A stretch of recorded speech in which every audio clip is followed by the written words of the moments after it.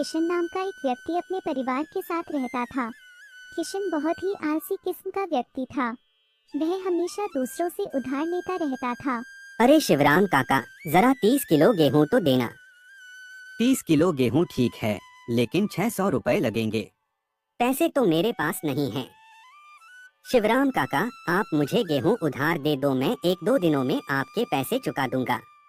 अरे लेकिन तुम्हारा पहले का भी तो सारा बाकी है, पहले वो तो चुकाओ।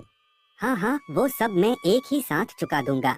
इसी तरह किशन सभी गांव वालों से पैसे उधार लेता था, लेकिन उन्हें चुकाने का नाम नहीं लेता था। किशन की इस उधार लेने की आदत से उसका दोस्त मोहन बहुत ही अच्छे तरीके से वाकिफ था, इसीलिए वह हमेशा उसे समझाया करता था। अरे किशन, तुम जो 1000 रुपए उधार लिए थे वो कब चुकाओगे? कर दूंगा 2-3 दिनों में। किशन, तू हमेशा दूसरों से उधार मांगता रहता है। मेरी बात मान, तू अपने जमीन पर खेती शुरू कर दे, जिससे कि तू उस फसल को बेचकर सबकी उधारी चुका सकेगा। तू मुझे ज्यादा ज्ञान मत दे, 2-3 दिनों में तुझे तेरे सारे पैसे मिल जाएंगे। इसी तरह किशन बिना कोई मेहनत किए बस उधारी में अपना जीवन काट रहा था। समय बीतता गया और किशन की उधारी बढ़ती गई। एक दिन सभी लेनदार किशन के घर पहुंच गए। अरे राधा भाभी, किशन कहाँ है? जरा बुलाओ तो। अरे वो तो बहुत बीमार है। क्यों, क्या हुआ किशन को? क्या बताऊं, कल रात से ही उनका शरीर बुखार से तप रहा है। अगर आप लोगों को विश्वास नहीं है तो अंदर जाकर खुद ही देख लीजिए। सभी लेनदार किशन को देखने उसके घर में जाते हैं, जहां पर किशन बीमार होने का नाटक कर रहा था। आइए आइए, मैं भी आज आप लोगों के पास ही आने वाला था। आप सबके पैसे जो लौटाने थे, लेकिन कल ही मेरी तबीयत अचानक खराब हो गई और सारे पैसे मेरे दवाओं में खर्च हो गए। कोई बात नहीं किशन, तुम पहले ठीक हो जाओ, फिर हमारे पैसे चुका देना। यह कहकर सारे लेनदार वापस चले जाते हैं। उसी रात किशन और उसकी पत्नी बातचीत कर रही होते हैं। देखा तुमने आज कैसे मैंने लेनदारों को बेवकूफ बनाया। हाँ, लेकिन आपने खुद तो झूठ बोला और मुझसे भी झूठ बोलवाया। तो क्या हुआ, तुम्हारे झूठ से हम पैसे देने से तो बच गए। पर ऐसा कब तक चलेगा? आप कोई काम क्यों नहीं करते? आप कोई काम करके उन सभी के पैसे लौटा दीजिए। तुम मुझे यह मत सिखाओ, बस मैं जो कहता हूँ वो तुम कर दिया करो। किशन और उसकी पत्नी की बातचीत उसके घर के पास से गुजर रही एक लेनदार ने सुन ली। उसके बाद किशन की बीमारी का झूठ पूरे गांव में आग की तरह फैल गया। अब सभी ने किशन को उधार देना बंद कर दिया था। कुछ समय बाद किशन का बेटा बहुत बीमार पड़ गया। किशन ने गांव के वैद्य को बुलाया। वैद्य जी ने किशन के बेटे को देखा और देखने के बाद बोले, किशन, तुम्हारे बेटे को तेज बुखार है और इसे ठंड भी लग रही है। लगता है इसे कोई गंभीर बीमारी हुई है। तुम एक काम करो, इसे शहर के अस्पताल में ले जाओ और जांच करवा लो। शहर के अस्पताल में? लेकिन वैद्य जी, वहाँ तो मेरा बहुत खर्चा होगा।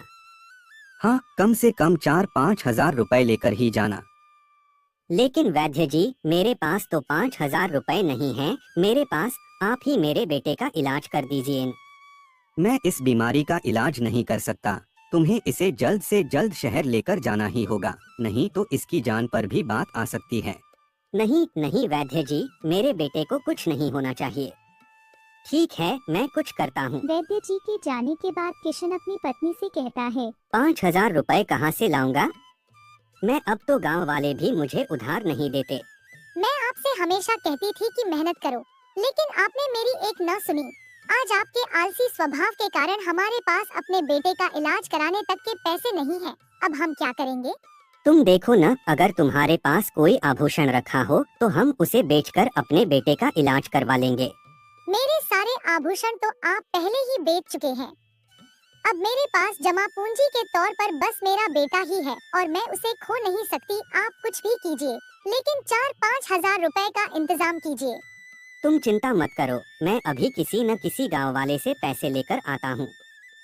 इतना कहकर किशन उधार मांगने चल देता है। आओ किशन, आज मेरे दुकान पर कैसे आना हुआ?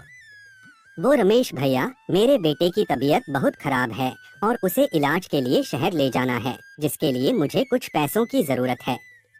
अरे नहीं नहीं किशन, मैं तुम्हें कोई पैसे वैसे नहीं देने वाला। तुम्हारे बीमारी वाले झूठ के किस्से तो वैसे भी गांव में मशहूर हैं और अभी भी तुम झूठ ही बोल रहे हो। नहीं नहीं रमेश भैया, मैं इस बार कोई झूठ नहीं बोल रहा हूँ।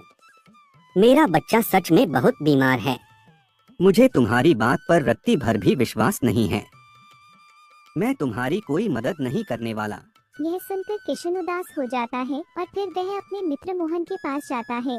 देखो किशन, मैंने तुम्हें पहले ही बहुत उधार दे रखा है और तुमने मुझे हर बार झूठ बोलकर बेवकूफ बनाया है।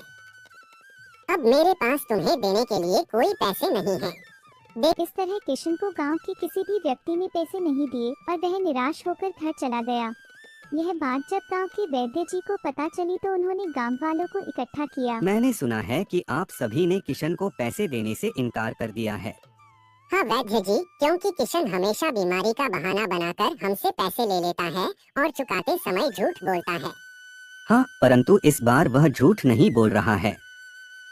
उसका बेटा सच में बीमार है और अगर उसे समय पर इलाज नहीं मिला तो उसकी जान भी जा सकती है।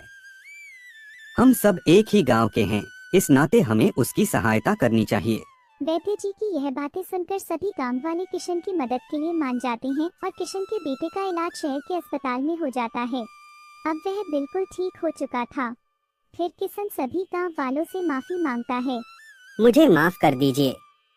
मैंने हमेशा आप सभी से झूठ बोला और फिर भी आप सभी ने मेरे बुरे वक्त में मेरी सहायता की। मैं आप सभी से वादा करता हूँ कि मैं आज के बाद आलस करना छोड़ दूंगा और मेहनत से अपना काम करके आप सभी के पैसे वापस कर दूंगा।